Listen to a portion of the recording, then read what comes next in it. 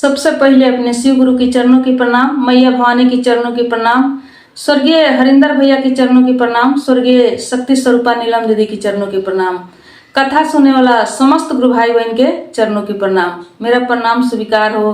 हे महादेव जी, मेरा प्रणाम स्वीकार हो।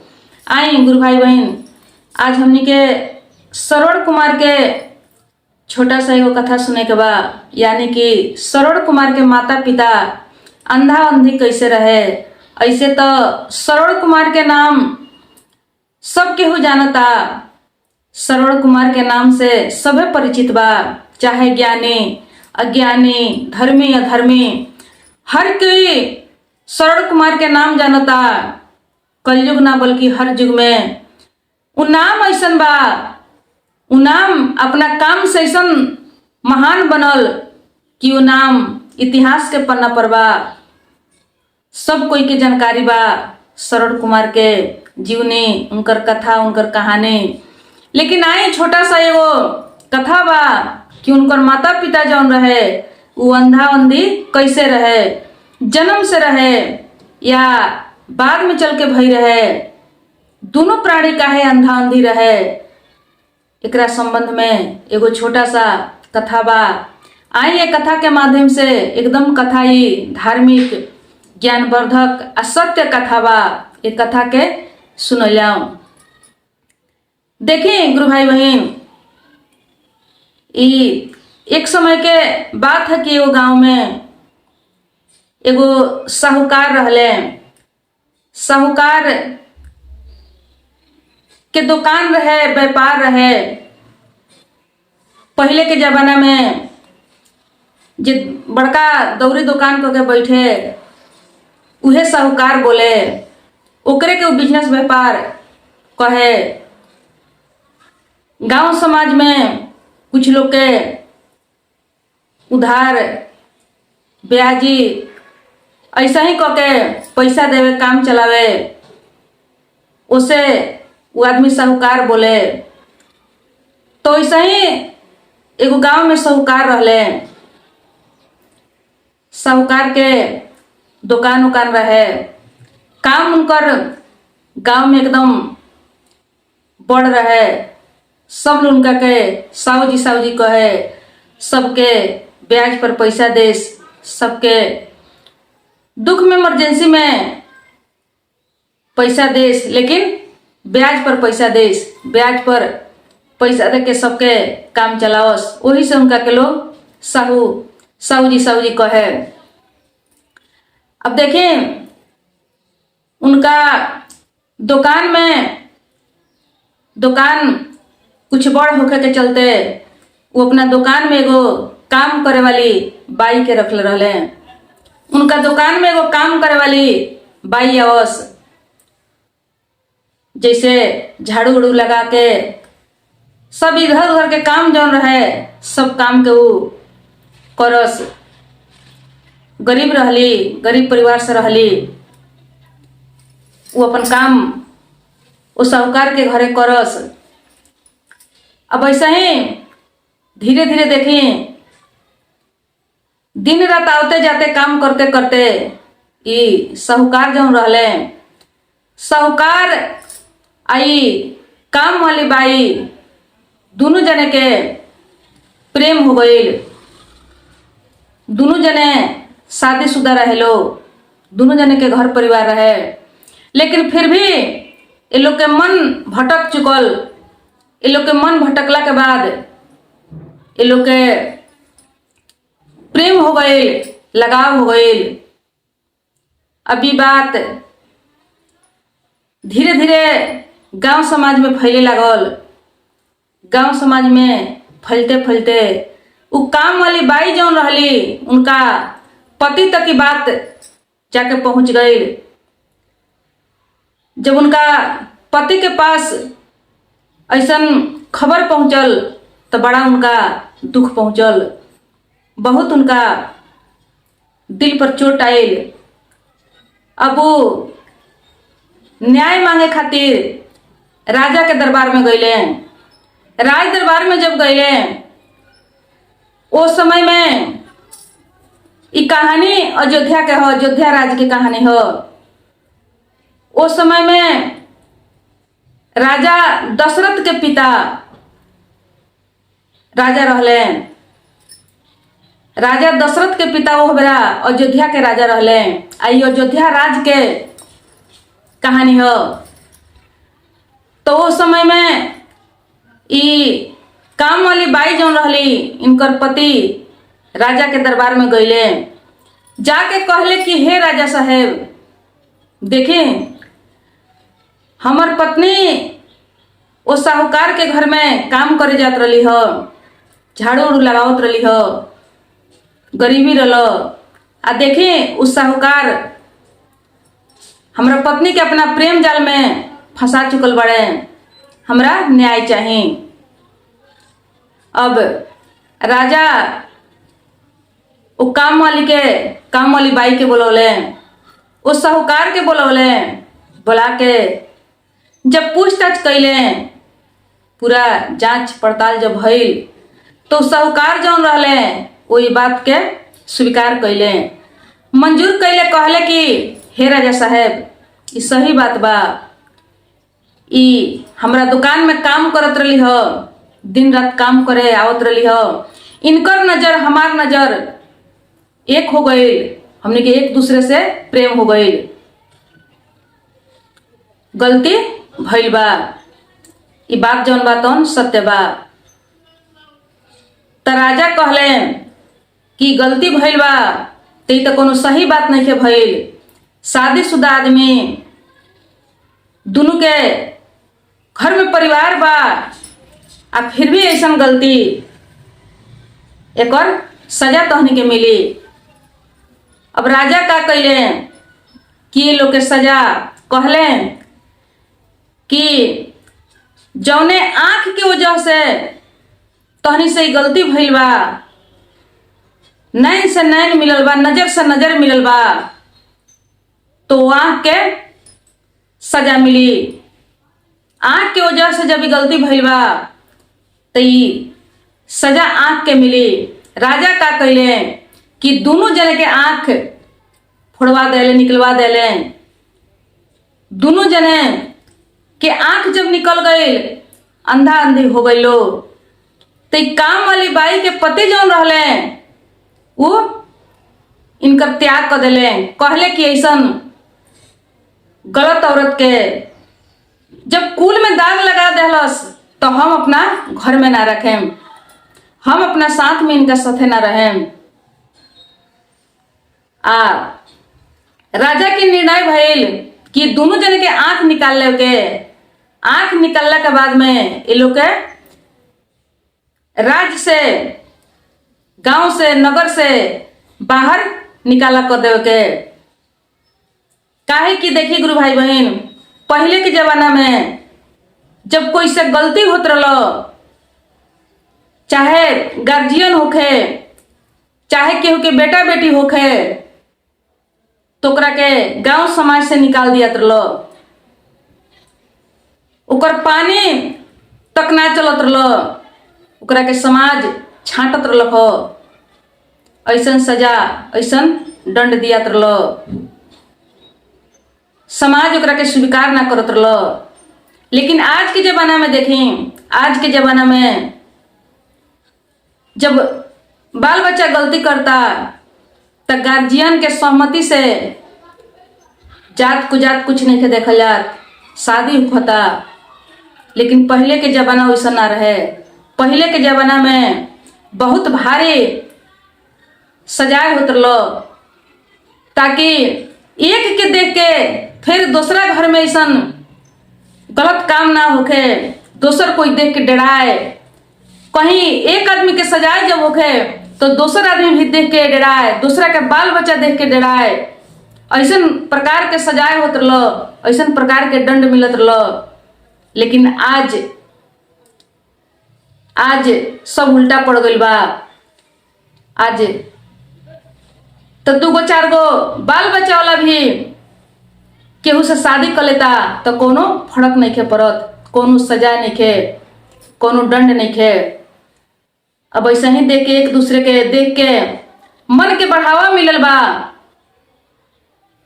ना समाज के डर बा, ना घर के डर बा, कोई के डर नहीं खे बात के। लेकिन वो समय में पुरानका जमाना में ऐसन होत रहा, तो वो लोग के गलती के परिणाम यह मिलल कि दोनों जने के आंख निकला गई। दोनों जने के आंख निकाल के नगर से वो लोग निकला गए, देश निकाला। गलत करे वाला आदमी देश निकाला होत रहा, घर से निकालल जात रहा, समाज से निकालल जात रहा। तो लोग इनकर काम वाली के पति भी इनकार कर गए कि हम इनका क्यों ना रखें। जब कुल में दाग लगा दिली तो हम इनका के नहीं रख सकत। अभी दोनों जने के आंख निकल गए, दोनों जने अंधा अंधी हो गई लोग, और दोनों जने अपना घर से निकलल लोग ना बल्कि निकालल गई। जब निकल के अपना नगर से चल गई लो, तो गईला के बाद में उहे नदी के घाट पर जाके एगो फूस के झोपड़ी बना के लो अपन गुजारा करे लगलो। और दोनों जने वही में रह के पति पत्नी के तरह रहे लगलो। पति पत्नी के जैसन जब भी रहे लगलो, तो उस समय में देखी गुरु भाई बहन, ये लोग अपना गलती के प्रायश्चित करे लगल, अब भगवान के भक्ति करे लगल। ये लोग अपना गलती पर बहुत ये लोग के पछतावा रहे। अभी गलती के प्रायश्चित करते हुए भगवान के अटूट भक्ति करे लगलो। वही झोपड़ी में रह के दोनों अंधा अंधी, कोई सहारा ये लोग के ना रहे, देश निकाला रहे लोग। ये लोग अभी इतना ना अटूट भक्ति कैलक लोग, इतना ना अटूट भक्ति कैलक लोग भगवान के, अपना गलती के प्रायश्चित करके कि भगवान के दिल में दया आ गई। भगवान के दिल में दया आ गई तो भगवान ये लोग के उहे श्रवण कुमार के जन्म ये लोग के कोख से भइल। ये लोग के गति मुक्ति खातिर ये अंधा अंधी के कोई सहाय ना रहे, काहे कि त गांव से निकालल रहे लो। ते अंधा अंधी के गति मुक्ति खातिर श्रवण कुमार के जन्म भइल। देखिए गुरु भाई बहन, गलती कैला के बाद जब गलती के प्रायश्चित कर लियाला और गलती के फिर दोहरावल न जाला, तो उद्धार हो सकता, गति मुक्ति लाग सकता। लेकिन कुछ लोग गलती करेला, माफी मांगेला, प्रायश्चित करेला और फिर दोबारा जाके गलती करेला। बार बार माफी मांगी, बार बार जाके गलती के दोहरियाई, तो वैसे गलती के माफ ना होला, उद्धार ना होला, मुक्ति ना मिलेला। लेकिन कितनो भारी पापी होई, एक बार जब अपना गलती के प्रायश्चित कर ली, फिर से दोबारा कभी वो गलती काम और ध्यान ना दी, घृणा करी, नफरत करी वो काम से, तो एकदम वास्तविक बात बा कि भगवान के नजर में वो आदमी, भगवान के नजर में वो आदमी आ जाला, ओकर पाप जौन बा माफ हो जाला, ओकर गति मुक्ति लग जाला, ओकर उद्धार हो जाला। तो ठीक वही तरह ये अंधा अंधी प्रायश्चित करके एकदम लवलीन होके भगवान में मन लगा के ये लोग भगवान के अटूट भक्ति कैलक। अटूट भक्ति कैला के चलते भगवान ये लोग के कोख से श्रवण जैसन पुत्र के जन्म देनी। ऐसे कि नलायक बेटा के जन्म हुई, नलायक औलाद के जन्म हुई, तो ये बूढ़ा बूढ़ी के, ये अंधा अंधी के सहारा के बनित, देख रेख के करित, ओसे भगवान ये लोग के कोख से श्रवण जैसन पुत्र के जन्म देने। अब श्रवण कुमार के जब जन्म भइल ते लोग उनका के पोस पाल के बड़ कैलक। बड़ कैला के बाद में उनकर शादी भइल। अपना माता पिता के एकदम ख्याल न बल्कि सेवा न बल्कि पूजा करस। कहानी तो आप सबके मालूम बा। शादी भइल। शादी भइला के बाद में उनकर पत्नी जौन आइल, पत्नी नलायक रहे, पत्नी बहुत खलनायक रहे। उनकर पत्नी ए अंधा अंधी के अवहेलना करे, अंधा अंधी समझ के बहुत गलत व्यवहार ये लोग के साथे करे। ये लोग के तो कुछ दिखाई देवे ना, कुछ लौके ना, तो ओ के चलते ये अंधा अंधी के साथ बहुत गलत व्यवहार करे। वो का कैली कि एक ही गो बर्तन में 2 गो पेट वाला बर्तन बनौली कुम्हार के घर से। ऐसन हड़िया बनौली कि जौन की जो हड़िया एक रहे लेकिन ओकर पेट भीतरे से भीतरे 2 गो रहे। ऐसन प्रकार के बर्तन बनौली। और वो बर्तन में अपना खातिर, श्रवण कुमार खातिर शुद्ध दूध के खीर बनावस। आई अंधा अंधी खातिर मही के यानी कि छाछ के खीर बनावस। सेम देखे में कहीं रहे लेकिन वो स्वाद में फर्क रहे। देखे में एकदम सेम एक रहे, स्वाद में बस फर्क रहे। अब श्रवण कुमार के देखे में एक लगे, खाना भी एक बर्तन में बनता, भोजन भी एक बर्तन में बनता, तो इनका कुछ समझ ना आवे, कुछ परेख ना आवे। ऐसा ही करके वो लोग वो खट्टा मही वाला खीर खाए लो, श्रवण कुमार दूध वाला खीर खास, लेकिन कुछ पता ना रहे।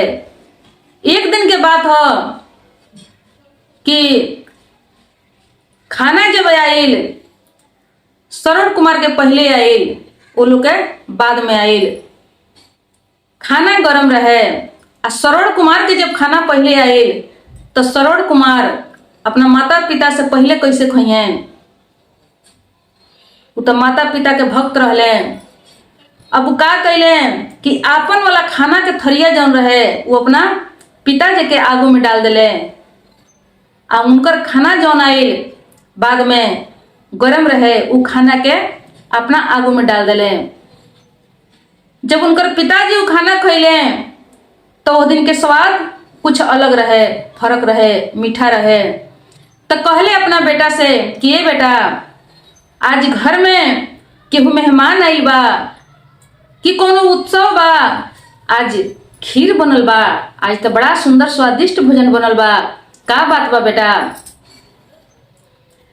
श्रवण कुमार कहले कि ना पिताजी, खीर तो रोज बनेला, आज तो ना कोनो उत्सव बा, ना केहू घर में मेहमान आई बा, ऐसा तो कोनो बात नहीं खे, ये तो खाना रोज बनता। तो उनकर बाबूजी कहले कि ना बेटा, खीर तो आज हम खा रहल बानी, खीर तो हमरा आज मिलल बा, बाकी के सब दिन तो हम अलग खट्टा वाला खीर खाई ने, ये खीर मीठा वाला तो हमरा आज मिलल बा। इतना बात जब श्रवण कुमार सुनले तो वो अपना आगू में के थरिया जौन रहे, जब उमे से खीर उठा के भोजन करत रहे तो सच में वो खीर जौन रहे वो खट्टा रहे, यानी कि वो एकदम ओकर अलग स्वाद रहे, छाछ के बनल रहे वो। अब वो उनका बहुत दिल में चोट पहुंचल, बहुत आत्मा में दुख पहुंचल कि तो हमार पत्नी बहुत नासिक बिया, हमारी अंधा माता पिता के साथ बहुत गलत कर रहल बिया, ये बात हमरा पता ना रहलो। अब वो का कैले कि अपना पत्नी के त्याग कैले, त्याग करके अपना माई बाप खातिर बांस के झपोली वाला कांवर बनौले। कांवर बनवा के आ वो लोग के लेके अपना कन्हा पर उठा के आ चल दिले चारों धाम के सैर करावे, चारों धाम घुमावे खातिर चल दिले। वही सफर में गुरु भाई बहन वही सफर के कहानी हम रउआ सब जानतनी कि उनका माता पिता के प्यास लागल बा। तो श्रवण कुमार गइल बड़े पानी भरे, तब तक राजा दशरथ के बाण से मर गइल बड़े। मरला के बाद में राजा दशरथ जब देखले, उनका लागल रहे कि कोनो जानवर आके पानी पियता, लेकिन बाण छोड़ला के बाद जब श्रवण कुमार चिल्लाइल बड़े ताके देखले तो वहां एगो मनुष्य दिखाई दिलो। राजा दशरथ पानी लेके आई बड़े। श्रवण कुमार मरते मरते सब बात बतौले अपना माता पिता के। पानी लेके आई बड़े, पानी वो लोग के जब पिए के देता रहे तो उनकर माता पिता पहचान लेलस। कहले राजा दशरथ कि हम ही रउआ लोग के बेटा हई। कहलस लोग कि ना, तू के हुआ का हुआ, तू हमार श्रवण कुमार ना हुआ। राजा दशरथ सब कह के बतौले। कहले कि बहुत हमरा से घोर पाप भइल बा, अपराध भइल बा, रउआ सभे हमरा के क्षमा करी। आज से हम रउआ सबके बेटा बानी, रउआ सभे हमरा दरबार में चली, हम रउआ लोग के सेवा करें। लेकिन वो अंधा माता पिता कहलस लो कि ना। तड़पे लागलो, बेटा के वियोग में रोए लागलो। तड़पते तड़पते वही समय में राजा दशरथ के श्राप दिलक लो कि जैसे आज हमनी के अपना बेटा खातिर तड़पतानी, वैसे ही तू अपना बेटा के वियोग में तड़प के मर जइब, प्राण छूट जाई। कहते कहते दोनों बूढ़ा बूढ़ी के तड़पते तड़पते प्राण छूट गइल। प्राण छूट गइल। देखी गुरु भाई बहन, जब वो लोग का प्राण छूट गइल तो सीधे वो लोग स्वर्ग लोक में पहुंचल। वो लोग के गति मुक्ति लागल, जिंदा में भी गति मुक्ति लागल। जब श्रवण कुमार के जन्म हो गई तो जिंदा में भी वो लोग के गति मुक्ति लागल रहे। श्रवण कुमार के जन्म यही से भई रहे। उनकर आयु जौन बा उतने दिन के रहे। काहे कि उस समय में ये लोग के जब मृत्यु हुई बेटा के वियोग से, तो ये लोग के स्वर्ग होखे वाला रहे। वही कारण से श्रवण कुमार के कारण से, श्रवण कुमार के तो स्वर्ग भइबे कइल, लेकिन उनका चलते एहू लोग के स्वर्ग भइल। तो यह कारण हो श्रवण कुमार के माता पिता के अंधा अंधी के। देखें चरित्रहीन के, वो लोग चरित्रहीन रहे, देश निकाला रहे, लेकिन गलती पर अपना पछतावा करके प्रायश्चित करके भगवान के जब अटूट भक्ति कैलक लो तो वो लोग के उद्धार हो गए, वो लोग के मुक्ति मिल गई। श्रवण जैसन बेटा के चरित्रहीन माई बाप के कोख से श्रवण कुमार के जन्म भइल। काहे कि अपना गलती के वो लोग प्रायश्चित कैलक। तो देखें गुरु भाई बहन, सबसे पहले तो जब ज्ञान बता गलती करही के ना चाहिए। जब ज्ञान बात सब समझ में आवता तो पहलका बात तो गलती करही के ना चाहिए। लेकिन मान ले कि कभी जाने अनजाने में गलती हो चुकल बा तो गलती के कभी फिर दोहरावे के ना चाहिए। गलती के प्रायश्चित करके भगवान से प्रेम लगाई, अपना के अपराधी कहें कि हे भगवान हम अपराधी बने, हम पापी बने, हम अधर्मी बने, हम अब शरण में आ गए बने। अपना आप के भगवान के चरण में ले जाके डाल दी। देखें एगो छोटा छोटा बच्चा कितनों कीचड़ लगा के जब अपना माई बाप के गोदी में आके बैठ जाला तो माई बाप अपना आंचल से सारा कीचड़ साफ करेला। माई साफ करेली चाहे बाप साफ करेले। काहे कि बच्चा अब गोदी में आ गई बा। तो ठीक वही तरह कितनों कीचड़ हुई, कितनों अपराधी आदमी हुई, लेकिन अपना आप के जाके जब सिलेंडर कर दी तो सब पाप गलती दोष सब कटित हो जाई, माफ हो जाई। ईश्वर के नज़र में आदमी महान बन जाई, भक्त बन जाई। तो अपना आप के पापी अपराधी समझ के शिव गुरु के चरण में अपना ये जीवन के समर्पण कर दें। समर्पण करके अपना आप के हमेशा हमेशा के लिए पापी अपराधी कहें कि हे भगवान, हम पापी बने, हम अपराधी बने। रउआ जैसे सबके तरले बने, आज वैसा हूँ एगो पापी रउआ द्वार पर आइल बा। ये पापी के रउआ तार दें। रउआ तारन हार हैं, रउआ पालन हार हैं। रउआ सबके तारी ने, रउआ सबके पाली ने, रउआ सृष्टि करता है, सब कुछ रउए बने। ऐसे भगवान से अर्जी लगाएं, ऐसे भगवान से विनती कर दें। तो चलें, आज के ये श्रवण कुमार के माता पिता के कहानी रहल, कथा समाप्त भइल। कल फिर कुछ लेके आवल नया। तब तक प्रणाम, नमस्कार, हर हर महादेव।